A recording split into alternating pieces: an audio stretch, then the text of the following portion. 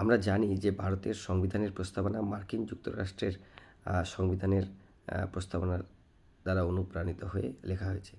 সেখানে যে মূল বিষয়গুলো রয়েছে সেই বিষয়গুলোকে পরপর মনে রাখা একটু কষ্টকর। সে বিষয়ে আমি একটি শর্টকাট ট্রিক্স অ্যাপ্লাই করে থাকি।